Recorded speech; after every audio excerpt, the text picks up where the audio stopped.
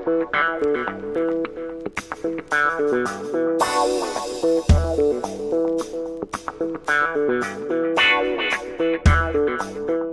ce que je vous propose maintenant, c'est de faire un petit point sur la pédagogie et la formation continue, donc la formation tout au long de la vie.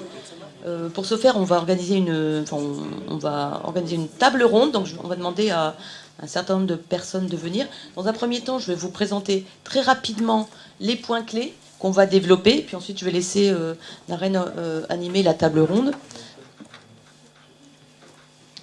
Donc, les points clés, les facteurs clés de succès, pour moi, qui font que nos étudiants vont au bout, obtiennent leur diplôme à un niveau de réussite équivalent, voire supérieur à de la formation traditionnelle, c'est quand même un point important, sont ceux-là, et c'est ce qu'on va développer avec nos experts et témoins. La classe inversée, je les cite comme ça, mais on va les expliquer. Hein. Des ressources variées, la classe virtuelle, le rythme, le e-tutorat, le face-à-face, c'est-à-dire le présentiel. Non, je ne suis pas ringarde, c'est important, le présentiel aussi. Et la participation de l'entreprise. Je te laisse continuer, Naren. Comme tu veux. Donc, oui. Donc nos experts, nos témoins, alors d'abord Jean-Claude Damien, donc, professeur des universités, qui veut bien rejoindre la table ronde qui est linéaire. Donc, qui était à l'origine de la création de l'école, donc qui était directeur de l'école aussi, et donc qui est intervenant en modalité ouverte à distance dans le master dont on a parlé tout à l'heure, donc VS2I. Nous avons aussi Philippe Daubresse, donc diplômé de Télécom Lille en 97, qui a vécu Tutelvisio, qui a aussi créé son entreprise. Première promo Tutelvisio. Louis Jourdas, donc, qui est responsable de la formation au sein de la direction technique France d'Orange. Et puis Delphine Enbel, donc, qui est assistante pédagogique et technique à Corolia Formation, et donc qui a accompagné à ce titre de nombreux stagiaires. Donc dans les facteurs clés que présentait, tu peux peut-être les remettre d'ailleurs, Véronique. Oui, pardon. Ah oui, c'est toi qui... Enfin, je veux bien que tu les fasses avancer. Donc, parmi les facteurs clés, on a parlé donc de classe inversée et de classe virtuelle.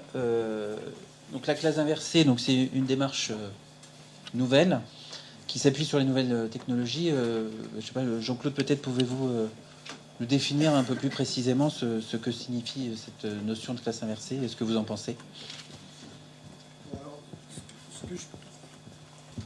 Ce que je peux dire, c'est que c'est pas franchement quelque chose de nouveau. Ce qui est nouveau, c'est que beaucoup de gens considèrent que c'est nouveau parce que quand on dit flip classroom, ça fait très anglo-saxon et très récent. Si vous dites auto-formation préalable, moi j'en parlais déjà en 94 quand on a mis le truc en route. Bon, alors ce que j'en pense, c'est une très bonne chose, à la fois au plan pédagogique et au plan économique. Alors, une formation, à mon avis, ça a 3 pieds. Une formation, un pied pédagogique, un pied technologique et un pied économique. S'il y a un des pieds qui n'est pas clair, la formation n'est pas stable. Alors, pédagogiquement, c'est utile, me semble-t-il, que avant que le prof, l'expert intervienne pour clarifier les choses que des apprenants n'ont pas comprises, que ces apprenants fassent déjà un travail d'appropriation. Ça ne sert à rien de payer un prof, surtout un prof en fin de carrière. Le glissement vieillesse technicité, les gens qui sont dans l'industrie connaissent les implications que ça peut avoir. Payer un vieux prof pour apprendre des trucs que les gens qui sont en face de lui connaissent déjà et s'ennuient un peu, c'est vraiment très bête. Donc économiquement, c'est pas. Bon, donc la classe inversée, c'est une bonne chose. Alors, c'est quelque chose qui pouvait être mis en œuvre depuis bien longtemps et qui ne l'était pas. Et je dirais que les modalités technologiques de formation à distance, la FOAD, des choses qui sont possibles depuis 1994, télévision, cassettes vidéo, et puis qui se sont affinées à partir des années 2000, quand on avait des possibilités de connexion dans la distance qui étaient beaucoup plus efficaces. Ça a remis sur le devant de la scène la possibilité de faire de la formation inversée. D'abord faire travailler les élèves, puis ou les apprenants, et ensuite les aider à résoudre les questions qu'ils n'ont pas su résoudre seuls. Ça pouvait se faire avant, mais ça ne se faisait pas. Et ça ne se faisait pas en particulier dans le système franco-français de formation. En France, pour les élèves, pour les parents et pour les profs, encore beaucoup, enseigner, c'est majoritairement le cours magistral. Le prof commence déjà par faire un cours magistral, et puis ensuite, etc., etc., etc. Bon, c'est pas obligatoire, mais en tant que prof, j'ai quelques dizaines d'années de recul d'expérience. Si vous dites à vos élèves, vous allez prendre tel bouquin qui n'est pas écrit par vous, c'est déjà mauvais ça, hein, et vous allez étudier les pages 25 à 35 du chapitre 2, et s'il y a des choses que vous ne comprenez pas, on se revoit la semaine prochaine, on en discute et je réponds à vos questions. Eh bien, essayez de faire ça, vous allez voir qu'ils n'achètent même pas le bouquin, et quand vous arrivez la deuxième fois, ben, il y a les trois quarts de l'auditoire qui n'a rien fait, qui n'a pas fait. Or ça, cette modalité-là, moi je l'ai vécu personnellement au MIT en 1980. Bon, MIT, ça n'a échappé à personne que c'était pas en France. Et cette modalité-là était courante au MIT en 1980. Donc c'est pas des modalités qui sont forcément nouvelles. Mais la mise en œuvre, elle, est récente, c'est vrai. D'accord, merci. Peut-être le point de vue de l'entreprise sur ces modalités donc, de classe inversée, de classe virtuelle. Oui, alors juste pour rebondir,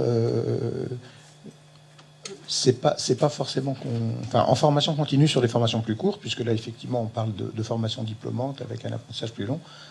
Dans l'entreprise, ça me fait un peu, je souris un peu parce que j'ai tenté à plusieurs reprises, je dirais, de mettre cela en œuvre, et ça rencontre quelques, je dirais, quelques réticences chez les prestataires de formation, puisque ça réduit la durée je dirais, d'apprentissage facturé, si on peut parler comme ça. Et ça, j'avoue que je me suis cassé les dents plus d'une reprise sur le sujet. Juste pour la petite anecdote. Donc, c'est le pied économique à ce moment-là. Voilà, oui. Donc moi c'était le pied que je voyais. Mais bon, pour l'entreprise, effectivement, sont des éléments importants. Moi, je vais rebondir sur ces aspects-là, classe virtuelle et classe inversée. Je vais rebondir sur le fait sur le côté, je dirais, humain. Donc ça, on vient de parler des aspects de disponibilité, de temps. Enfin, c'est vrai que l'entreprise va y trouver un certain intérêt dans la mesure où la personne reste sur place. Donc il y a moins d'absence.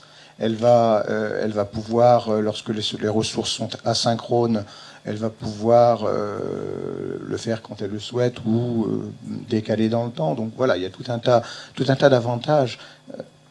Oui. Il y en a un autre qui n'est pas négligeable, c'est les coûts induits par le déplacement pour aller suivre des cours. Absolument, non, mais ça, après il y a l'aspect économique, effectivement, il y a un coût de revient de la mise en œuvre du dispositif de formation qui se retrouve effectivement moins élevé. Mais il y a un autre aspect aussi qui, à mon avis, compte beaucoup. Alors ça dépend pour quel type de formation, mais en tout cas, nous, on envoie des gens en formation, ils n'y sont pas allés, enfin, ils vont aller, je dirais, repostuler à un diplôme après une très longue interruption, voilà.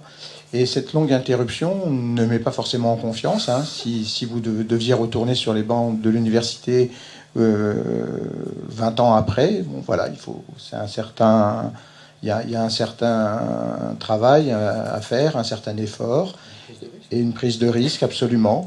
Et les aspects de classe inversée, avec les discussions, les forums, les échanges, les partages entre eux, montrent sont de nature à donner confiance aux stagiaires, puisque à un certain moment, il partage sa connaissance avec les autres, et il se rend compte que s'il y a un format d'apprentissage sur lequel il s'était éloigné depuis un certain temps, voilà, donc il se retrouve face à un contenu d'auto-formation qui est peut-être dur à avaler, mais le fait de partager avec les autres font que il y a cette prise de conscience, ce partage, etc. Donc c'est une chose aussi qui permet de prendre un peu d'assurance et d'autonomie sur des gens qui ont quitté les bancs de l'école depuis très longtemps et qui c'est dur d'y revenir. Voilà. Sinon, les autres avantages, effectivement, c'était ceux qu'on a dit, sont, je vais pas dire, enfin, économiques et de disponibilité, qui sont effectivement importants. Merci. Donc sur ces points-là, on a parlé aussi de rythme donc, et de ressources variées. Véronique, peut-être que, puisque tu as à plusieurs reprises tu as parlé de diversité des ressources, est-ce que tu peux nous donner quelques précisions? Alors, ce que je veux dire sur la diversité des ressources, c'est que un facteur clé de succès, c'est de savoir utiliser le bon média à bon escient. Je suis complètement contre le monomédia. En fait, on est dans l'ère du multimédia et malheureusement, au jour d'aujourd'hui, il semble que ce soit la vidéo qui est entre guillemets le vent en poupe. Alors pour plein de raisons, technologiques notamment. Quelque part, moi, je suis convaincu que on n'apprendra pas tout avec uniquement de la vidéo. Ça se saurait. France 5, il y a quelques années, avec M. Cavada avait tenté, etc., etc. Ça se saurait. Donc il y a un engouement au jour d'aujourd'hui, et je pense que les médias et les réseaux, d'ailleurs, n'y sont pas étrangers, puisque les débits feront que, etc. Nous, on est convaincus que la diversité des médias aide énormément à la mémorisation, parce qu'en fait, on apprend et on a une mémoire qui travaille de façon différente chacun. Moi, j'ai une excellente mémoire auditive, par exemple, et j'ai très peu de mémoire visuelle, notamment sur les visages. Certains vont retenir parce qu'ils voient la personne qui parle, d'autres vont retenir parce qu'ils écrivent. Et donc, il y a le transfert finalement de la main du professeur qui écrit, et donc la prise de notes fait partie de la structuration et de l'apprentissage, etc., etc. Et donc, quand on fait de la scénarisation de ressources, on fait très attention à ça et on discute avec l'enseignant de sa pédagogie. Et si l'enseignant nous dit, par exemple, moi là, ils comprennent jamais, je leur dis 3 fois et j'arrive pas à me faire comprendre. Et on discute sur le plan méta, et à un moment, l'enseignant nous dit, finalement, ils comprennent vraiment que quand je leur donne un exemple, par exemple. Et bien, un exemple, en général, c'est individuel. Donc ça ne s'écrit pas, on ne l'écrit pas dans un poly, un exemple. Donc ça se dit et ça se visualise. Donc dans ces cas-là, on va choisir, par exemple, le média vidéo, parce que c'est quelqu'un qui va raconter une histoire, un exemple, une application. Et ça renforce la mémorisation, ça renforce la compréhension. Donc voilà un point fondamental qui me semble important, c'est la diversité des médias qui sont utilisés pour créer les ressources numériques, qui sont parfaitement adaptées. Merci. Le rythme aussi semble important. Est-ce que, Laurent, est-ce que vous avez un avis sur l'expérience? Oui. D'accord. Oui, le rythme, au sein de l'entreprise, effectivement, l'alternance, 3 semaines sur place, une semaine à l'école, enfin à l'université, est quelque chose qui favorise, qui s'intègre bien dans ce qu'on souhaite, puisque la disponibilité, quand on est salarié, on est aussi disponible pour son entreprise, même si on investit sur le développement de compétences. Les choses, ça permet de bien s'intégrer dans le monde du travail actuel.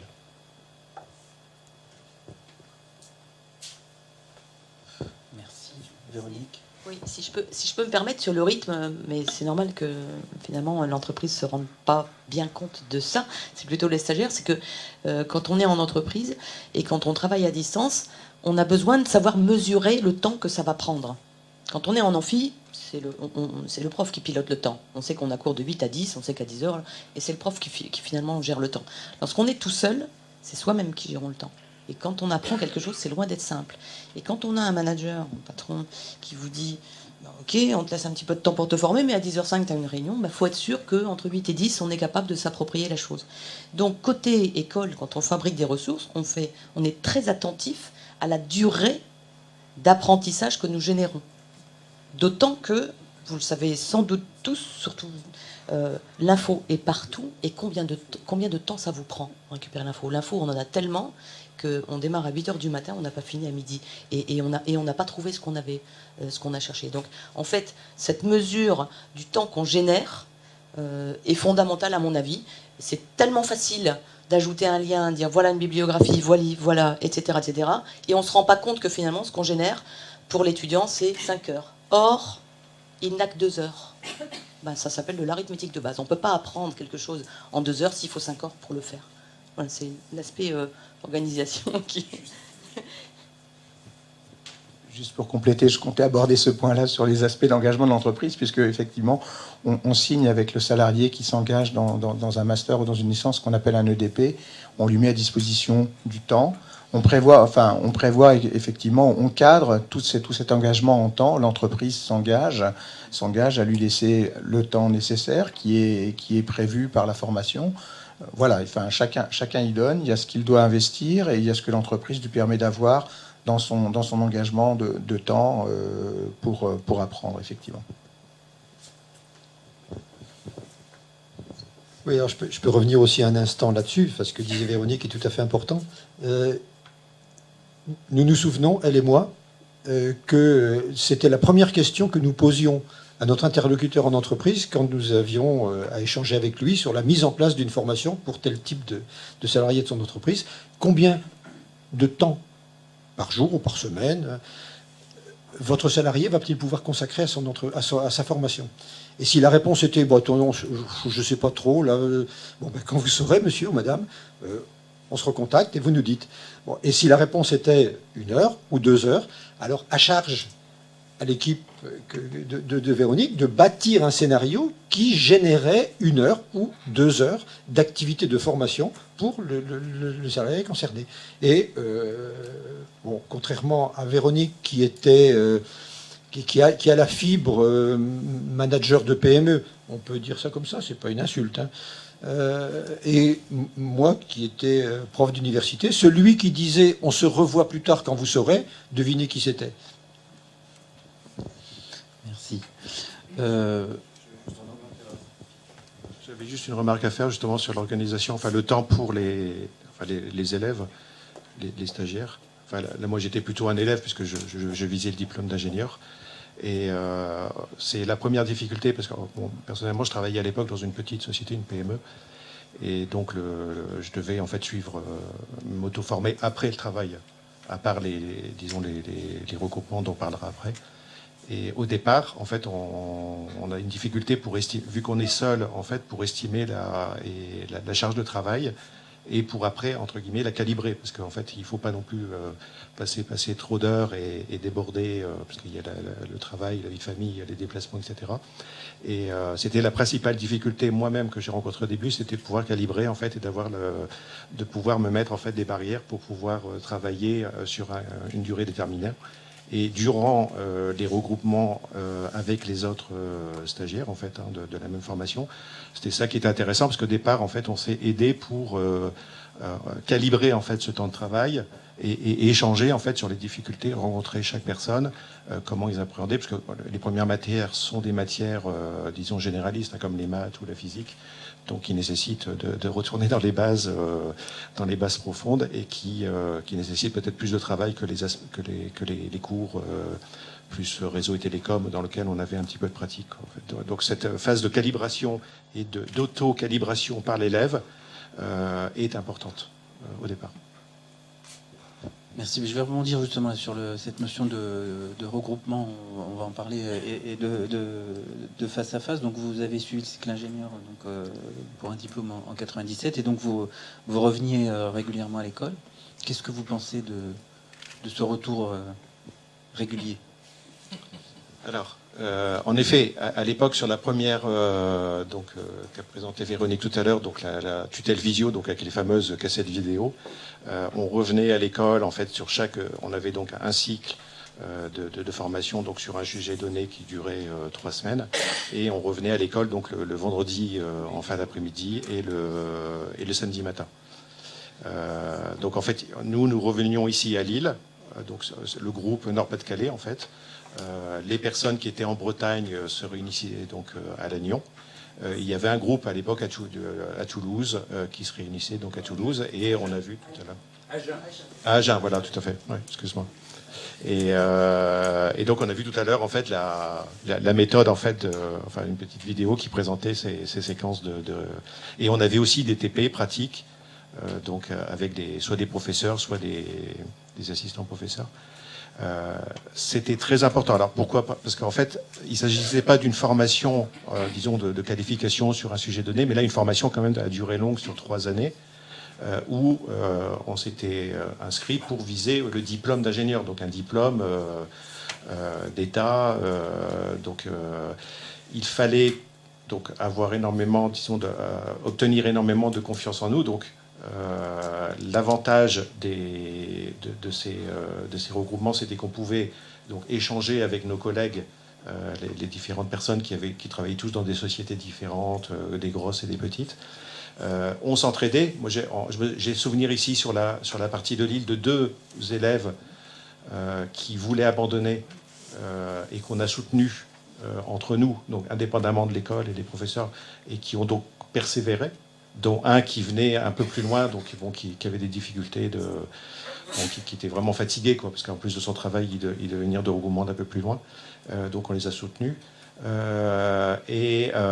Donc dans ces gens, vous savez que lorsque vous faites ensuite, vous devez constituer en fait des groupes techniques, ce qu'on appelle des binômes en fait, ou des choses comme ça. Donc il faut pouvoir échanger pour trouver des affinités avec les autres élèves.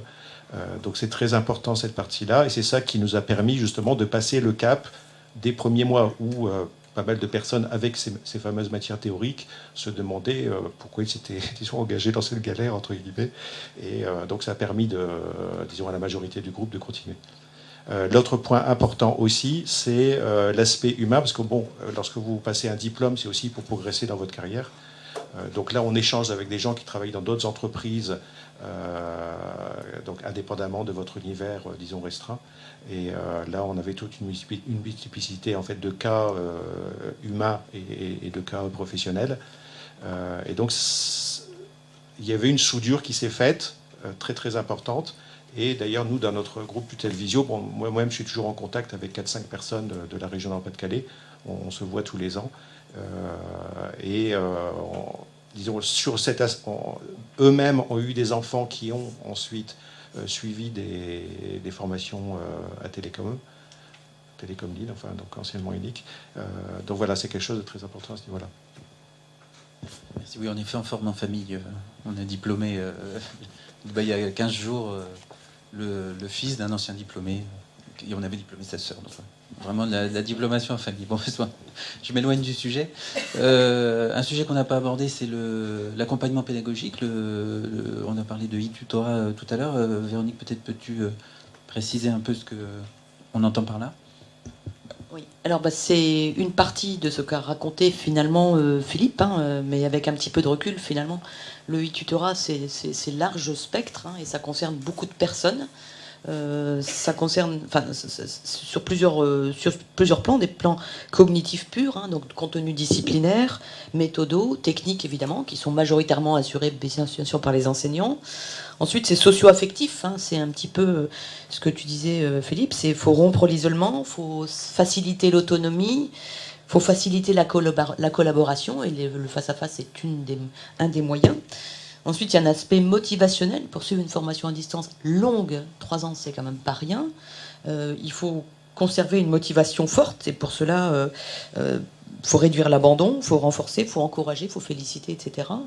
Et puis sur un dernier plan métacognitif qui est faciliter la planification, et ce que j'ai dit tout à l'heure par rapport au rythme est un des moyens d'y arriver. C'est-à-dire qu'ici, pour une même session, les stagiaires ont une classe virtuelle régulièrement. Pour une session donnée, c'est tous les jeudis. Ils n'ont pas besoin de regarder leur agenda. C'est 2 semaines sur 3, tous les jeudis, ils ont classe virtuelle. Il n'y a pas besoin de noter, de regarder, de façon à ce qu'ils aient des usages. Voilà, donc ça c'est... Mais je crois que le mieux, c'est de laisser peut-être la parole à quelqu'un qui réellement a d'expérience dans l'accompagnement. Oui, justement, Delphine, donc une de vos fonctions est d'être en écoute active sur les forums. Qu'est-ce que vous pouvez nous dire sur cette expérience ? Alors au niveau des forums, donc c'est là où on va aller traiter les différents messages des stagiaires. Donc il y a différents types de messages. Bon, déjà, il faut dire qu'ils sont traités quotidiennement, même plusieurs fois par jour. Donc il y a des messages qui sont directement destinés aux intervenants, sur des questions de cours notamment. Donc dans ces cas-là, effectivement, c'est plus l'intervenant qui va répondre lui-même ou par notre intermédiaire. Il y a des messages plus liés à l'organisation de la formation, sur les modalités pédagogiques. Dans ces cas-là, donc c'est l'assistante pédagogique qui va pouvoir répondre à ce type de message. Et il y a des messages qui sont plus des échanges entre les stagiaires, donc qui n'appellent pas forcément de réponse de l'équipe pédagogique, mais qui nous permettent d'assurer un suivi des stagiaires, notamment de pouvoir détecter des difficultés dans l'apprentissage, de pouvoir s'assurer que les stagiaires sont en bonne cohésion, que la motivation est toujours présente. Voilà, donc l'écoute active est effective sur les forums, mais au-delà de ça, elle est importante également lors des semaines de présentiel et également donc lors des démarrages de classes virtuelles. Voilà. Merci. Bon, voilà, sur l'accompagnement, face à face, on a parlé. Bon, je pense qu'il y a un des points importants donc, de ceux qui ont été mentionnés par Véronique tout à l'heure, c'est donc la participation de l'entreprise. On en a un peu parlé. Peut-être que, Louis, vous souhaitez rajouter quelque chose sur ce sujet ? Oui, l'engagement de l'entreprise sur ces aspects, en ce qui concerne, c'est la partie qui est chez nous, sur lequel... dans chaque plan stratégique de l'entreprise, le développement des compétences et la professionnalisation ont toujours une part assez importante. Donc on met des moyens importants sur cet accompagnement et cet engagement de l'entreprise. On parlait tout à l'heure par rapport aux moyens matériels. Donc on signe entre l'entreprise, son manager, l'école. On fait un EDP, ce que l'on appelle un engagement de développement. Or j'ai oublié le personnel, voilà, ça doit être ça, j'ai oublié. Et donc, concrètement, c'est la mise à disposition de matériel, de temps. En fait, on formalise des engagements pris par chacun, et en l'occurrence par l'entreprise, pour que cette formation diplômante arrive à échéance. Donc, nous, on s'inscrit dans une phase de reconnaissance. Donc, sur cet aspect-là, on fait un process de sélection. Avant de passer la sélection école, on fait une sélection interne pour qu'on soit sûr que les gens qui s'y inscrivent soient motivés et aillent jusqu'au bout. Pardon. Donc c'est quelque chose d'assez long, mais une fois que tout le monde est d'accord, on met en place ces aspects-là. Donc on met en place les conditions matérielles de temps, les conditions matérielles humaines par rapport aux formateurs, par rapport à la formation des managers, pour que tout le monde ait bien conscience que ça représente un engagement et que cet engagement va être gourmand en temps et que la personne devra partager son temps entre l'entreprise et l'école. Ça, c'est des éléments importants. On formalise tout ça, on le fait, puisque ça fait partie des clés de la réussite. Et donc, à tout moment, une fois qu'on a sélectionné nos candidats que l'on présente à l'école, si l'école les retient, eh bien, on se retrouve dans une situation où là, on rentre en phase d'accompagnement. Il y a l'accompagnement pédagogique de l'école, mais il y a aussi l'engagement de l'entreprise à suivre tout ça, et on est en contact avec les managers, avec les tuteurs, en cas de difficulté ou autre. Donc voilà, on donne un engagement, on s'engage, j'allais dire à tous les niveaux, mais c'est vraiment amener une personne sur une évolution professionnelle. Généralement, quand on s'inscrit sur les 3 ou 4 dispositifs dans lesquels on participe, sur à peu près 3, on met un process où on identifie des postes cibles, un grade cible. Donc une personne qui fait cet investissement-là se retrouve à avoir une évolution concrète dans l'entreprise. Voilà, donc pour être clair, on fait notre process de sélection, on identifie des postes. Une fois que ces postes-là sont présentés à tous les salariés, donc d'une façon équitable, une fois que ces postes sont présentés, les candidats se font connaître. On regarde si leur candidature est recevable en fonction des critères, bien sûr. Et une fois que leur candidature est recevable, on fait un marché interne d'offres d'emploi, si on peut appeler ça comme ça. Autrement dit, les candidats postulent à un poste, ils rencontrent le manager et le RH de l'entité cible prenante. Et donc, pour manifester notre engagement, une personne qui est retenue sur un poste et son dossier est présenté à Télécom Lille. Si le passage est favorable, eh bien, la personne qui a rempli toutes ces conditions-là se retrouve le premier jour du mois de l'entrée, hein, c'est la formule consacrée, en formation, se retrouve sur son poste cible, c'est-à-dire le poste qu'il vise à terme.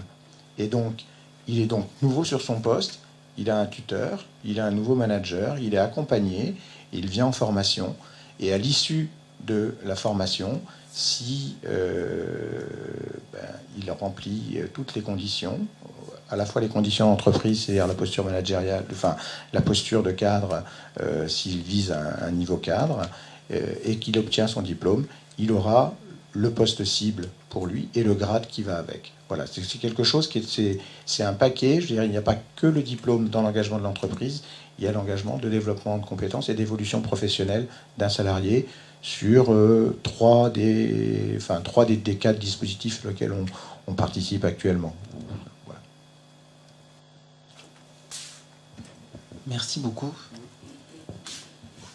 Oui, ça me fait réagir. Enfin, les deux interventions qui viennent d'avoir lieu me permettent de, avec le recul que j'ai, et à l'époque où j'étais, j'occupais la responsabilité que M. Jussien occupe maintenant, et pendant de très nombreuses années avec la responsabilité d'être un, disons, directeur de formation, ce qui a été mon cas pendant de nombreuses années. Se donner un objectif tel que celui que Corolia s'est donné depuis le tout début, et cet objectif, c'était 0 échec. C'est extrêmement exigeant. Bon, et c'est exigeant sur les deux plans. Donc le plan pilotage, suivi au quotidien, accompagnement, et le pilotage, le positionnement de l'entreprise. Je parle sous le contrôle de Véronique.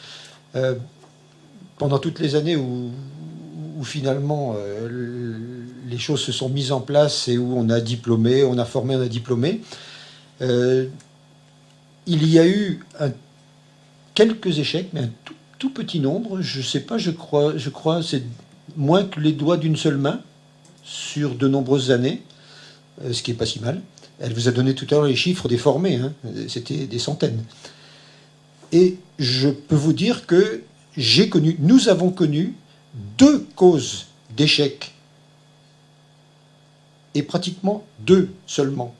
Première cause d'échec, la formation a été entreprise contre l'avis de la cellule familiale.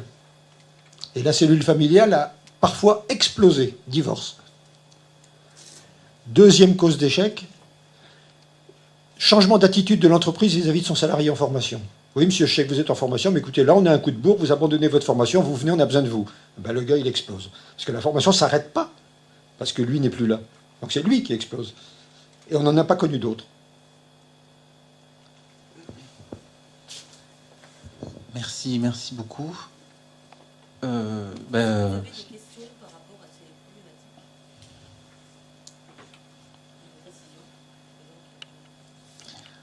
N'hésitez pas. Après, il y a aussi le temps. Oui, mais si les entrées sont hyper filtrées, de toute façon, il y a beaucoup plus de chances qu'il y ait 0 échec.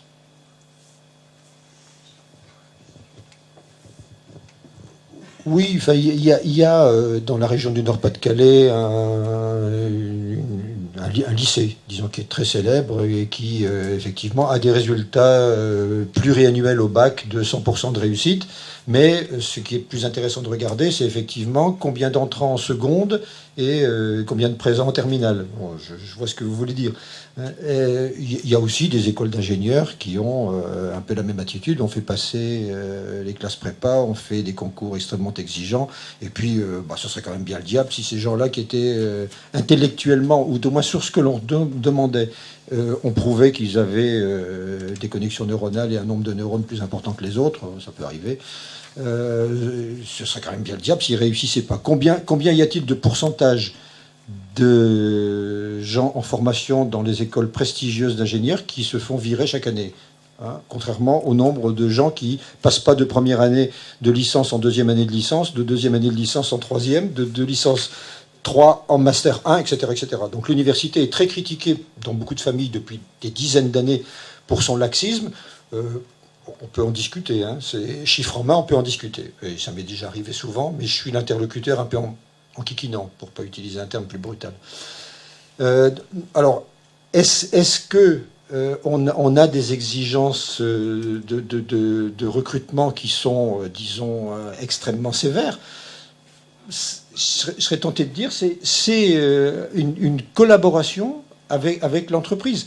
Et ce que mon voisin a exprimé tout à l'heure et qui vous a explicité en détail, c'est de la part de cette entreprise et pour un responsable de formation, c'est une entreprise extraordinairement facile dans le dialogue. Ce qu'il a expliqué, je ne connais pas beaucoup d'entreprises françaises qui sont capables de dire la même chose, honnêtement. En théorie, oui, mais en pratique, non. Et là, c'est plusieurs années, des années de collaboration. C'est plus facile. Qui a intérêt, hein, pour répondre à votre question, qui a intérêt à l'échec? Le candidat qui veut se former n'a pas intérêt, l'entreprise non plus, et l'école non plus. Donc on a tout intérêt à effectivement anticiper, non pas l'échec, mais disons le fourvoiement. Cette formation-là n'est pas la formation qui vous convient. C'est pas un drame. On va vous en proposer une autre. Mais pour ça, il faut être d'accord entre l'entreprise et la structure. Il faut se faire confiance. Et avec cette entreprise que j'ai à ma gauche, c'est le cas depuis de très nombreuses années. C'est suffisamment rare pour que je le dise. Merci beaucoup. Je propose qu'on continue les éventuelles questions lors du cocktail. Véronique, je vous remercie d'abord les participants de cette table ronde linéaire. Un dernier mot? Le dernier des derniers. Un dernier mot. Alors, je vais vous soumettre une... J'ai besoin de toi aussi pour dans 10 ans, que fera-t-on? Oui. Alors, bon... Essayons de faire un peu l'avenir.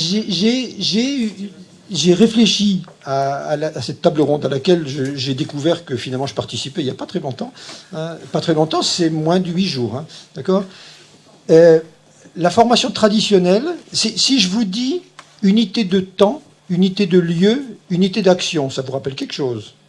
Et ça vous rappelle le théâtre classique. Et ça vous renvoie à Molière, Corneille, etc., etc. Eh bien, la formation traditionnelle française, c'est la même chose. Unité de lieu, la classe. Unité de temps, le cours, la durée. Unité d'action, le même programme pour tout le monde. Eh bien, les formations qui sont mises en œuvre depuis qu'on peut faire autrement que de réunir les gens en formation dans un lieu unique, à un moment unique, etc., c'est la pluralité. Pluralité des lieux, pluralité des temps, pluralité des contenus. Si vous avez des idées à me donner sur ce qu'il faut faire pour évoluer après, eh bien Véronique est preneur. Moi aussi, à titre de curiosité perso.